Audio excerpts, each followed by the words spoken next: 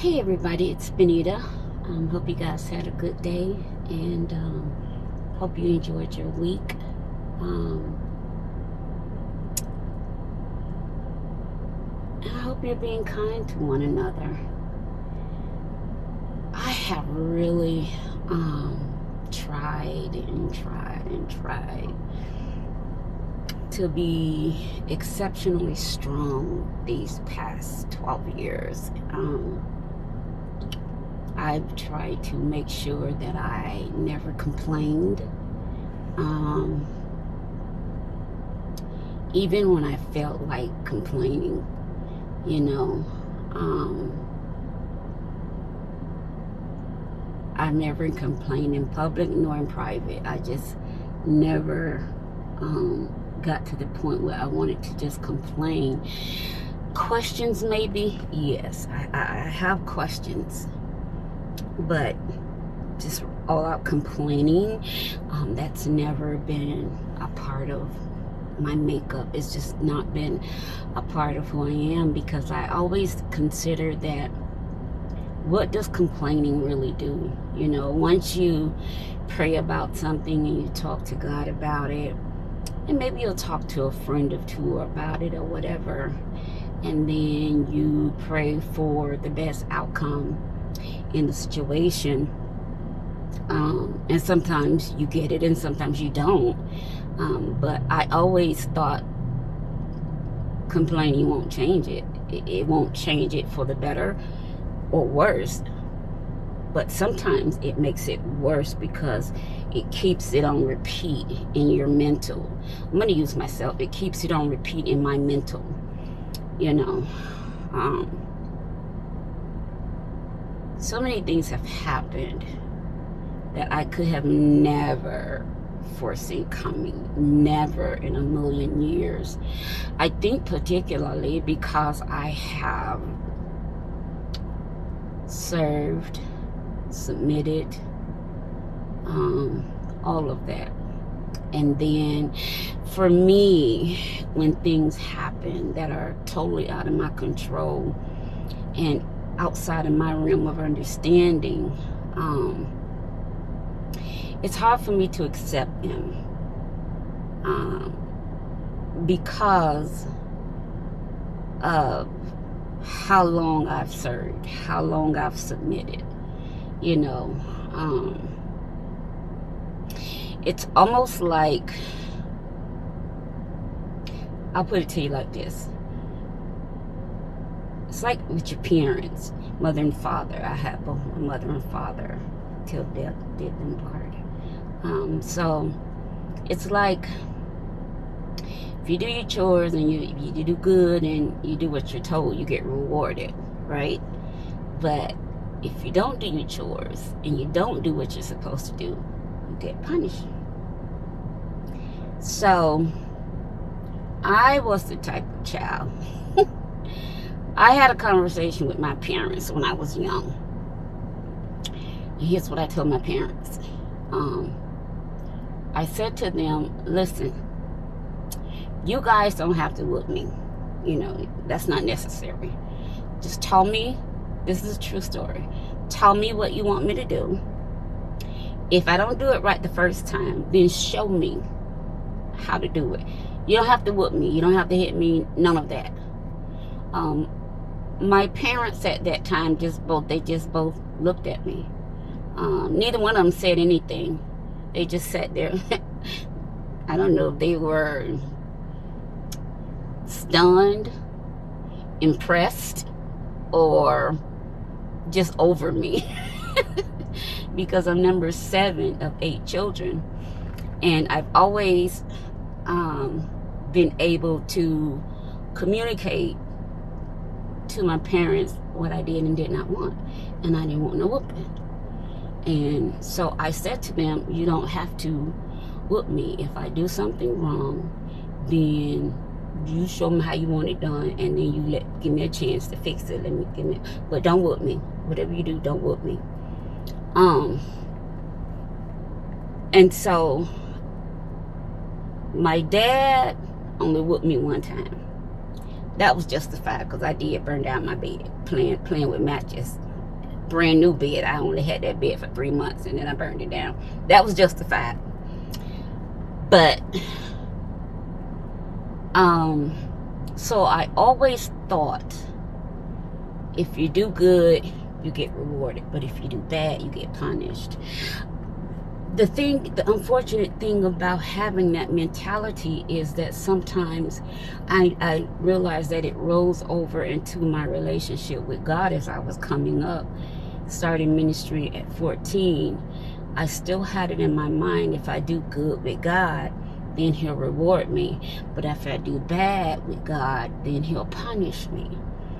And I've always had that mentality because it seemed like that's the way it was. But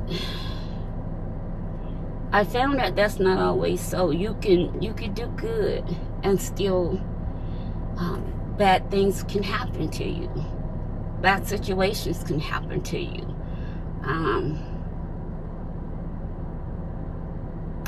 Things that are out of your control can happen to you. And at first, I always have said, well, it's not like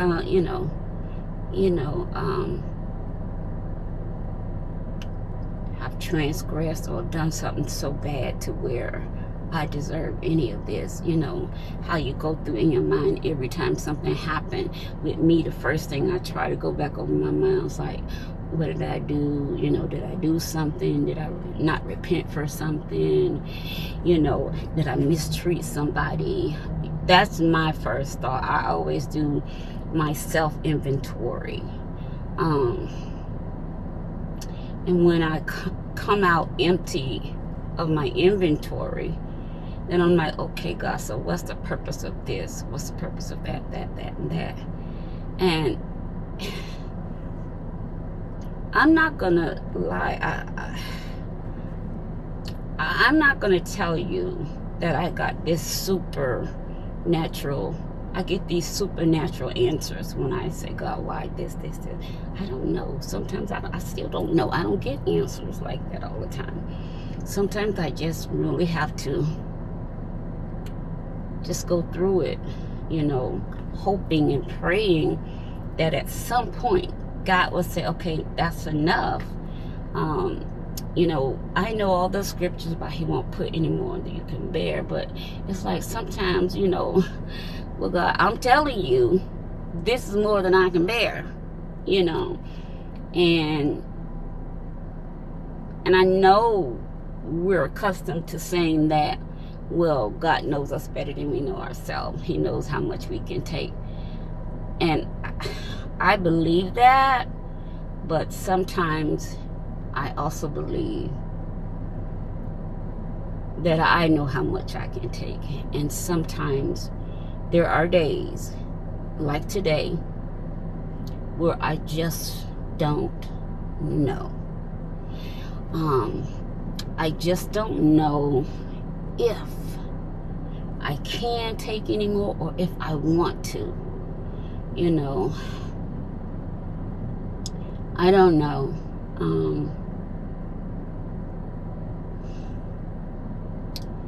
This walk of faith is very trying, and it's like, how much more testing must I go through? You know, I know you can't be testing me to prove that I love you. We've established that years ago. So then, what is it all about? You know, how do I make heads or tails out of all of this? How do I make sense of it? You know, I can't. I've tried, but I can't.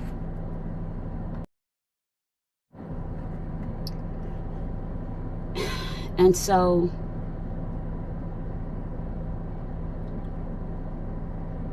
the times I try to make sense of it and I can't are the times I start feeling like I feel the weight, you know. I start feeling the weight of my own, just literally on me, like, you know, why? why did I have to get brain tumors? You know, I'm just going to be really practical with you guys. You know, why did I have to have the strokes? Why? You know, why so many things?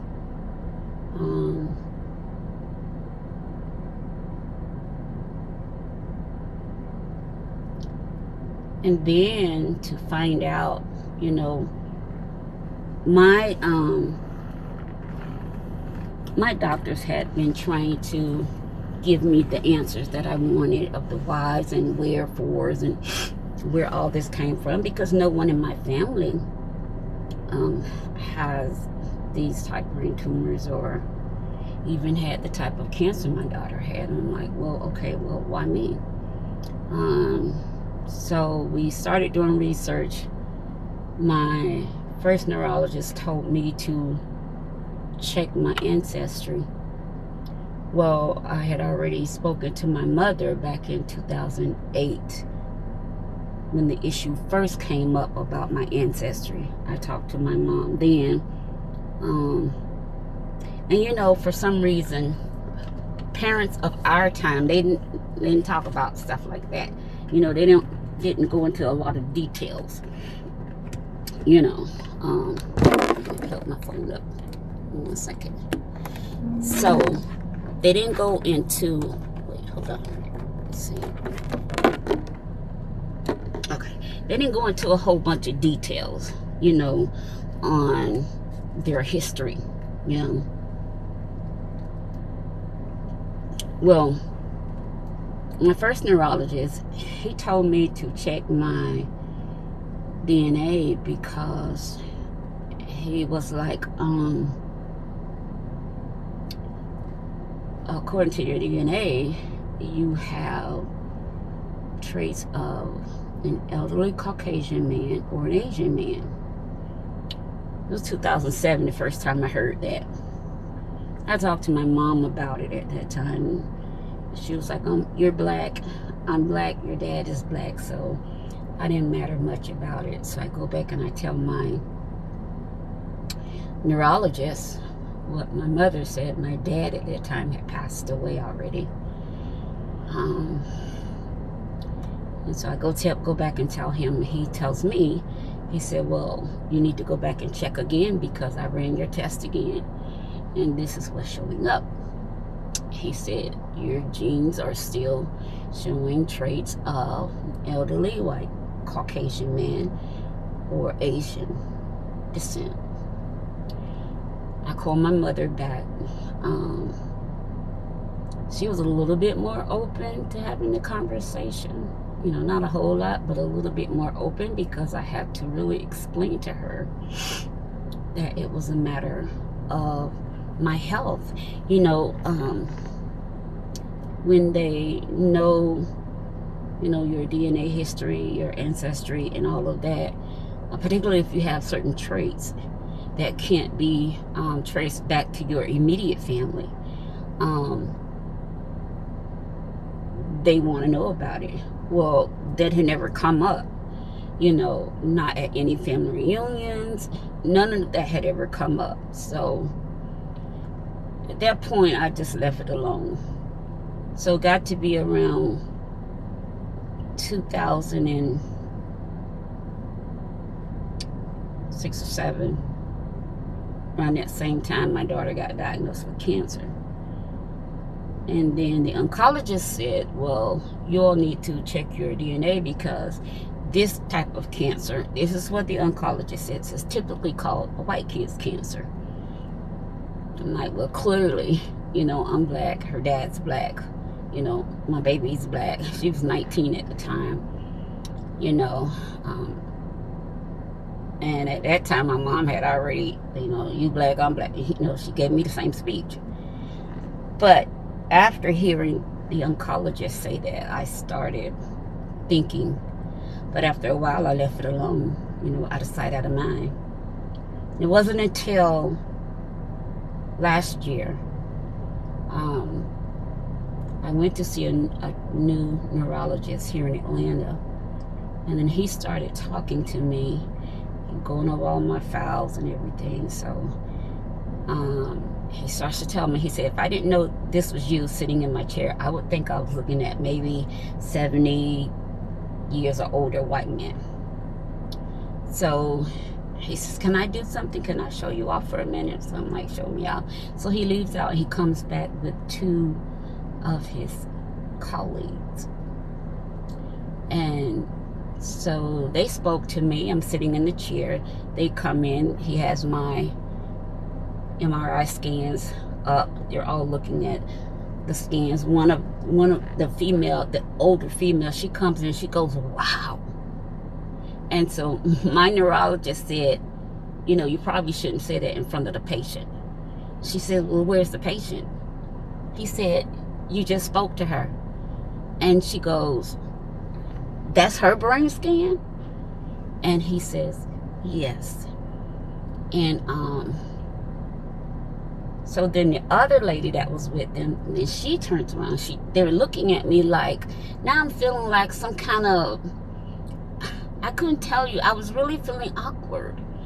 And so the lady, one of the ladies asked him, she said, is that the biggest tumor you've ever seen? He said, no, it's not the biggest.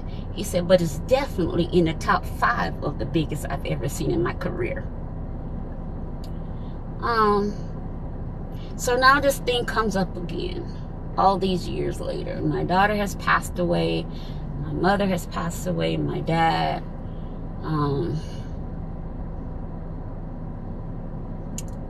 And like now I'm stuck dealing with all of this information that I don't know what to do with. So I start doing some digging, talked to my eldest brother.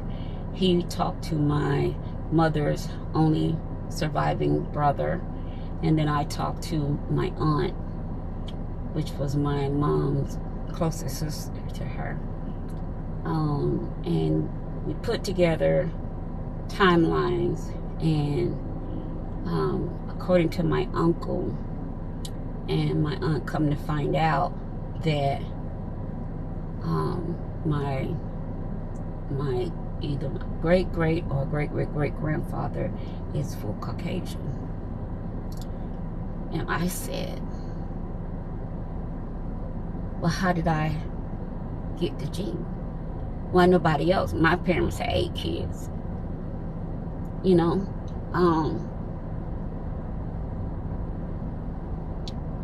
How does that work? So then, when I realized that I had the gene very prominent, then I realized I passed the gene to my daughter. That's how she got what was considered the white kid's cancer. And now I understand that part, but it doesn't make it any easier for me to deal with. Because, like, what am I supposed to do now? I asked God, like, why? My parents had 8 kids. I'm not wishing that any of my siblings got the gene. Let me just be clear. Let me be clear. Let me be clear on that. But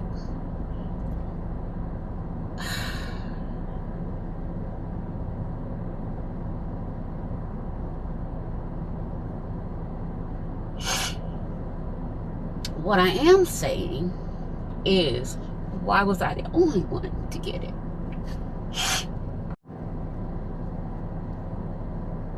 I haven't. My aunt said that none of the cousins or anybody else have it. I talked to my aunt extensively about this. And I asked her, I said, do you mind if I talk about it? And she said, no, I don't mind, because you're educating me. She said, because me and your mom would talk about it. And we couldn't figure out where you was getting these 2 different types of brain tumors from, because nobody in our family ever had 2 different types of brain tumors at one time. And she said, when your baby got sick, she said, me and Sarah, which was my mom's name, my aunt said, me and Sarah, we was trying to figure out what kind of cancer is that? We never heard of that kind of cancer. And so she said, it all makes sense now. She said, I don't mind if you talk about it because you're actually going to be able to educate the whole family. But what happened was I went into a deep depression after I found out everything, because I felt like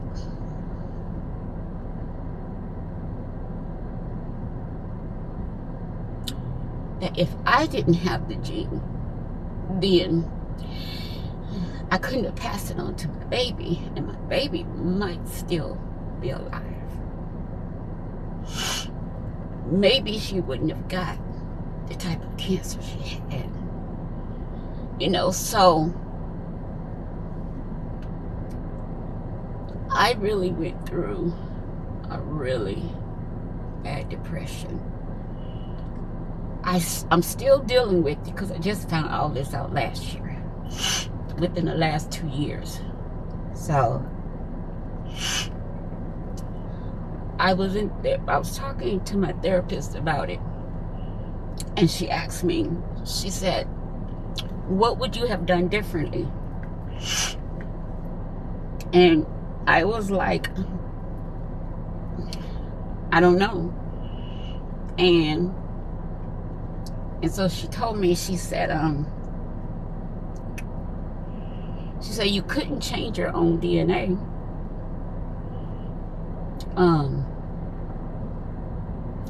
It just left me wondering, you know, like, okay, God, like, seriously,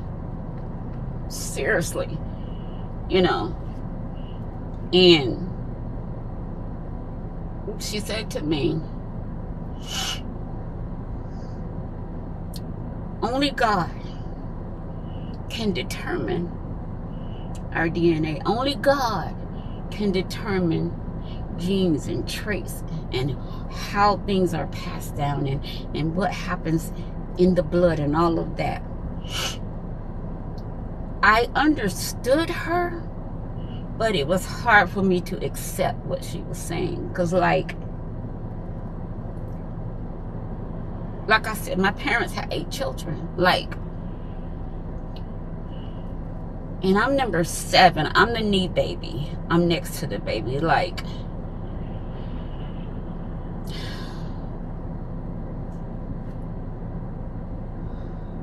who asked for this? You know? Certainly not me.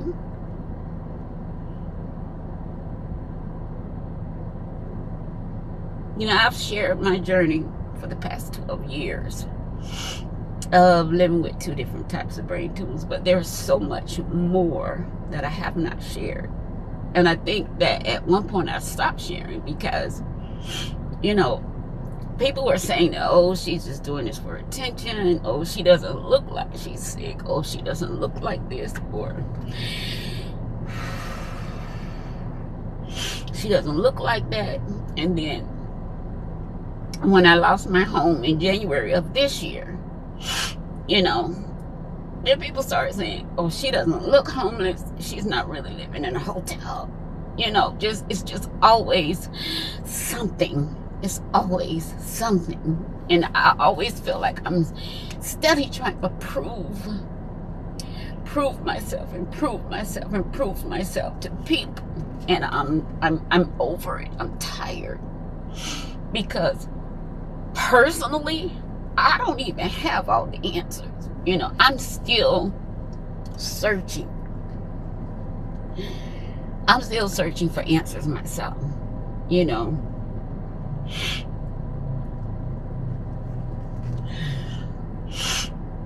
And the answers I'm looking for, they're not coming. You know, and so I was talking with my neurologist, and I was asking him, like,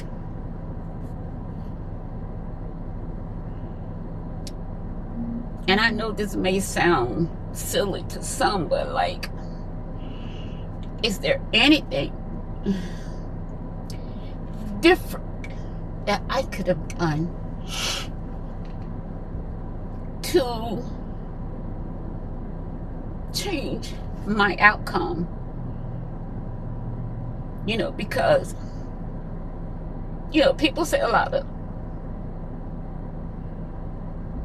silly things.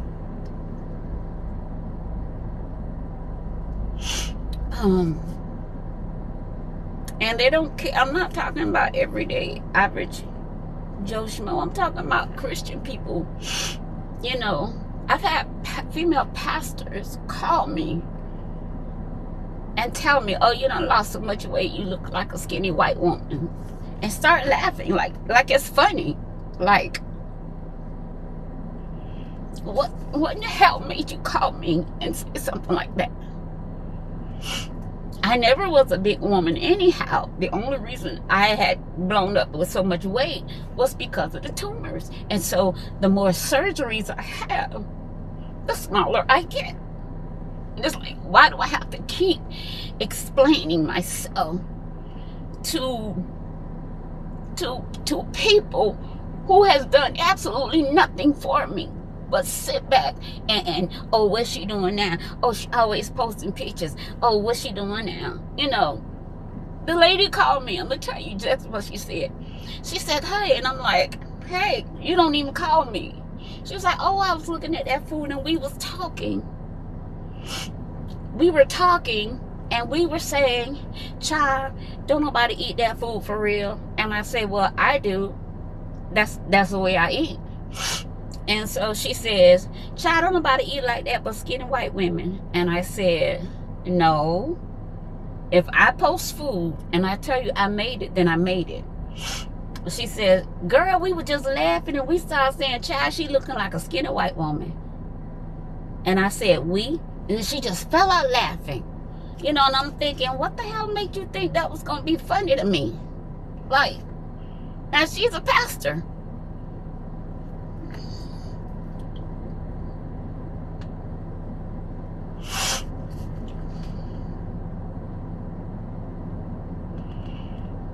I don't know.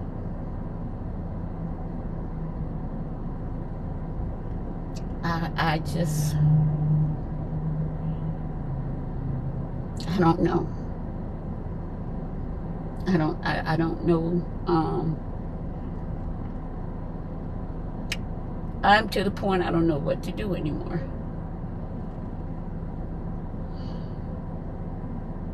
I don't know what to do anymore. I mean, like,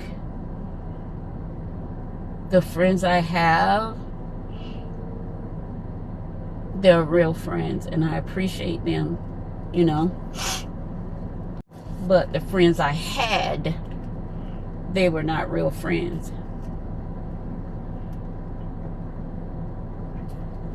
I never forget when my daughter died. I took that really hard, and I'm still taking it hard.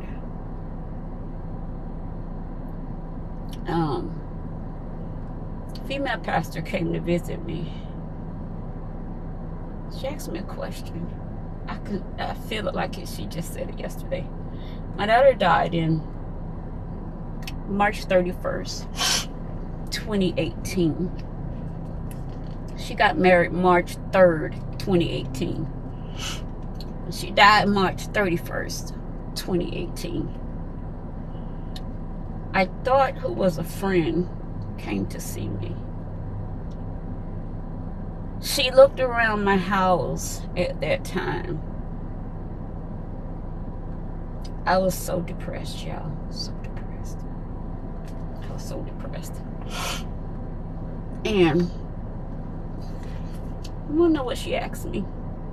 Here I am mourning my daughter. She said, why are you living like this?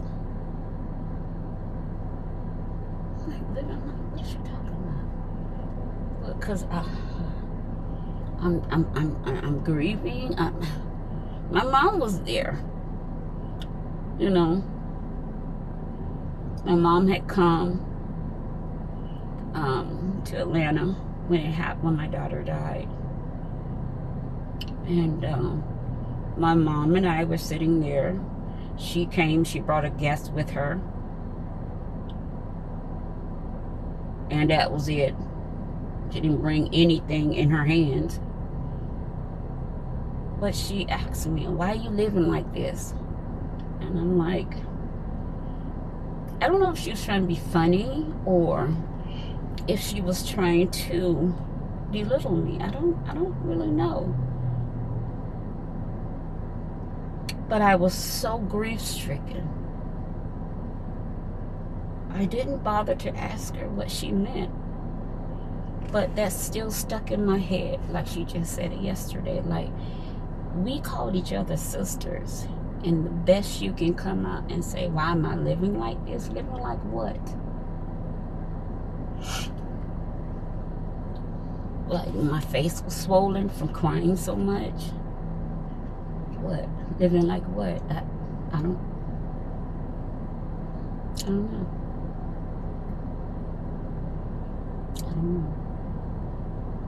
You know, I've tried so hard to be the person I want people to be to me.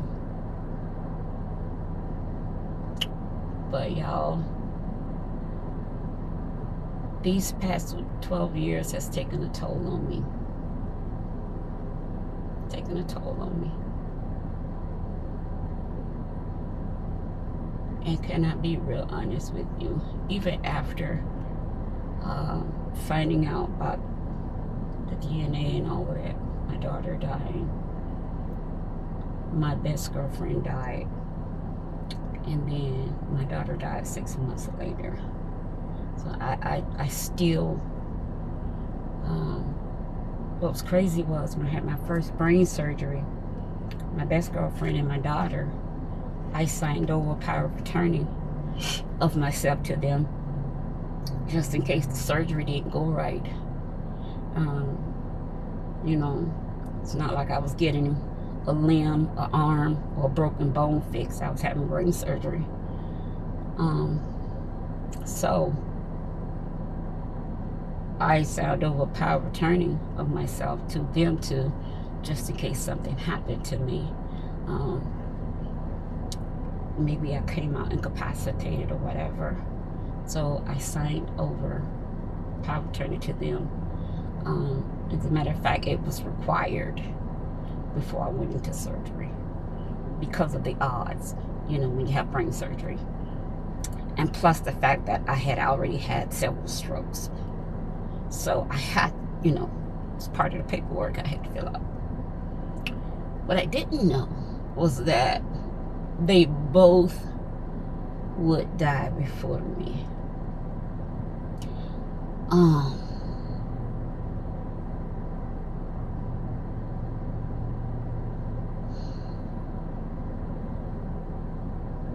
My therapist said that's called survivor's remorse. Because I was trying to figure out. Well, I knew my daughter, her cancer was in remission, so she wasn't sick anymore. My best girlfriend, when I had my surgery, she wasn't even sick. But it's like, by the time I had the first surgery, was in like December 2016. They had to wait 5 to 6 months before they did the surgery to the other type of brain tumor. I wanted them to do both of them at the same time, because remember, I have 2 different types of brain tumors. But the surgeon said no, because that would be too much trauma on the body at one time. And so they wouldn't do both at the same time. And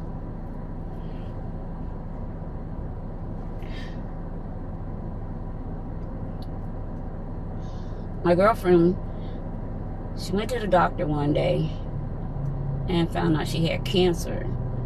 Like 4 or 5 months later, she's dead. Like, wait a minute. And I remember staying with her in the hospital, and she said, sister, she said, I'm going to get up and walk out of here because God's going to give me one of them miracles He gave you. Because when I had my surgery, from what I'm told, the surgeon came out and told everybody that was there that it was a miracle how the tumor kind of just rolled itself to where he went in. And he said he had never seen that happen before. So they started saying, oh, that was a miracle. So my girlfriend said, oh, sis, I'm going to get up and walk out of here with one of those miracles like you had. Well, I stayed with her all night. Hospital packed full of people. And when I saw that she was leaving, all the people there, they were praying, saying, oh, she's going to get up, she's going to get up. But I knew she wasn't. I knew she wasn't. And so I left to go home. By the time I got home, probably laid down for 2 hours, they were calling me, said she was gone. What's crazy was because she was saying, tell my niece, save me a dance at the reception, you know.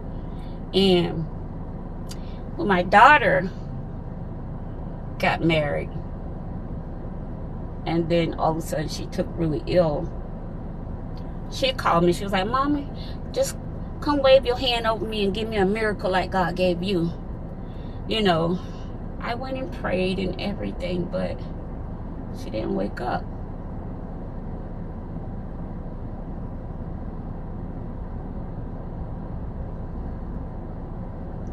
So it's more to this 12-year journey than me just dealing with 2 different types of brain tumors, and me just posting pictures, and damn sure ain't doing it just for no attention.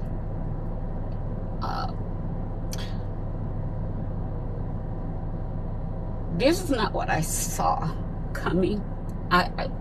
When I ask God why, I don't get any answers.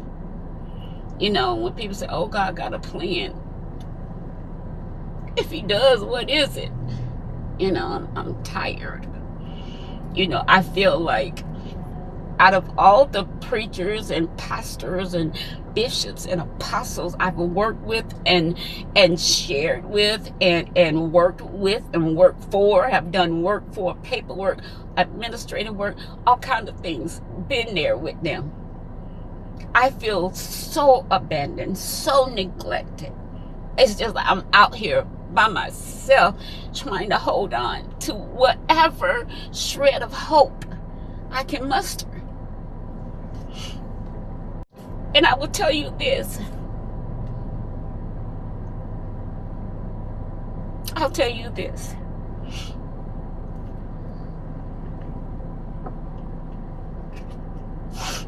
I won't let anybody make me feel like I've done something to deserve all of this.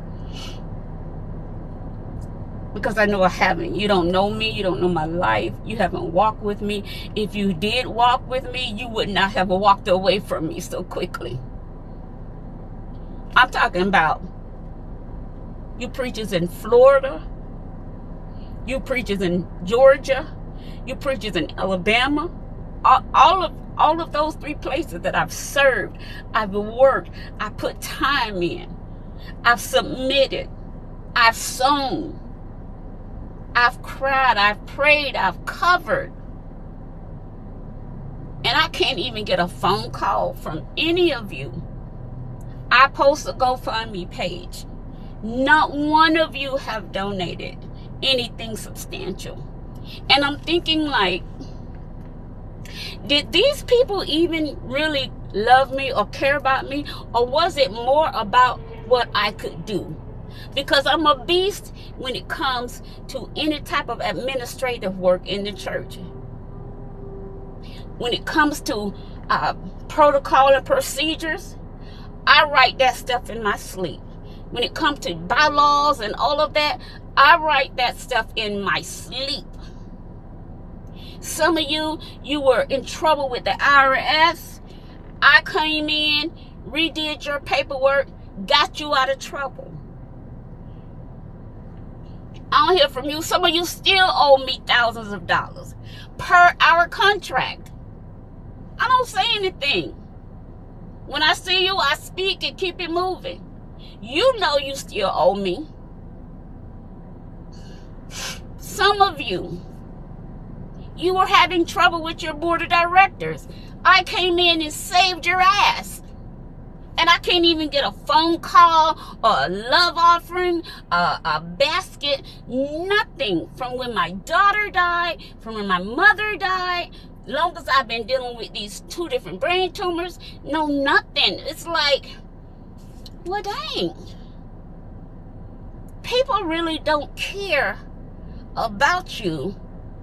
They care about what you can do for them. And then this preacher had the nerve to inbox me and say, oh, you must be church hurt. I'm not church hurt. The church didn't hurt me. It's individuals that did. And I think I'm to the point where I'm over y'all. I'm just over y'all. Because no matter what I say, and no matter what I do, you all gonna sit right there and watch and not lift a hand. You know, and the funny part is, somebody said to me, oh, don't nobody owe you anything. See, this is the thing. A preacher told me that. I don't think anybody owe me anything. But it seems like the covenant that I thought we shared, I guess it was one-sided. I guess it was covenant as long as I was doing or able to be in your presence.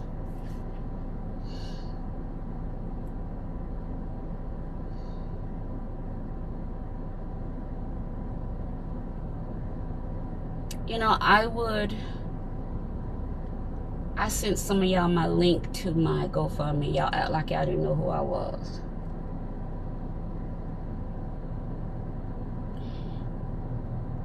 What hurt me more than you not giving was the fact that you didn't acknowledge me. You didn't even text back. You didn't even say, hey, I saw on Facebook where your mother died, or hey, I saw where, you know, you're going in the hospital, or hey, are you okay? Do you need anything?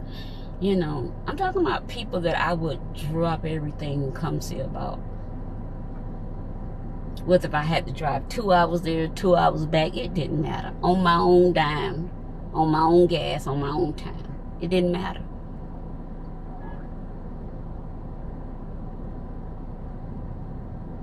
So no, I'm not angry with anybody. I'm just more aware. I'm more aware. And I'm going to tell you guys this. At the end of the day, whatever happens, I know that I did right by people, and I did the best I could with what I had. In those areas that I just missed the mark, I have repented for. And no one, absolutely no one is going to make me feel otherwise. So yeah, I still have questions like, God, I know I don't deserve it, but when is this going to end? When? I don't even have anyone that I call and talk to on a regular basis. That's why I see my therapist once a week. The way you pastors and apostles and bishops have handled me, I don't trust any of you.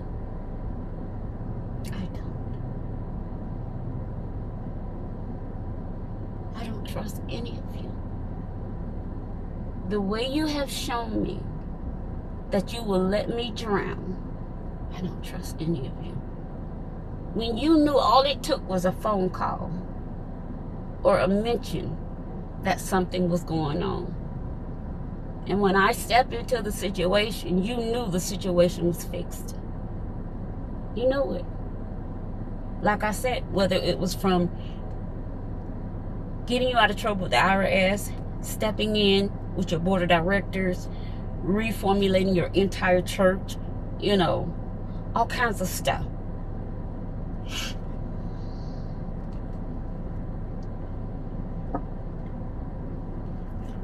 Stopping your board of directors from doing a hostile takeover. And yet,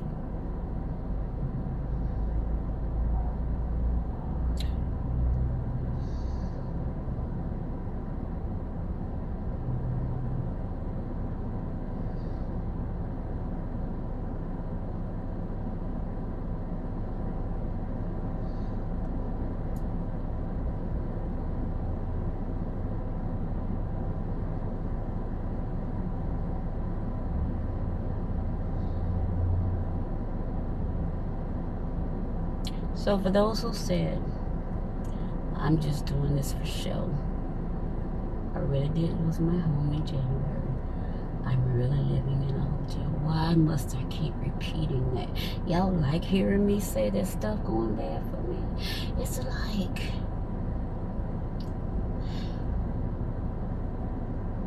if I had known that I would be out here by myself on this island like this, I don't know, maybe I shouldn't say that, because I still would have helped y'all. I still would have been there to serve and submit, so did whatever I was told to do, because that's just who I am.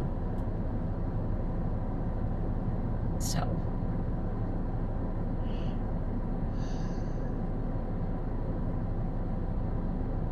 I don't want nobody to say, oh, I'm praying for you. You praying, but you have yet to pick up the phone and call, you know, say a prayer.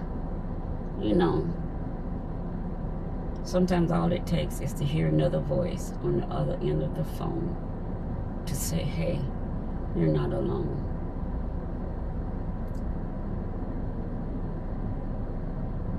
But I guess that's asking too much.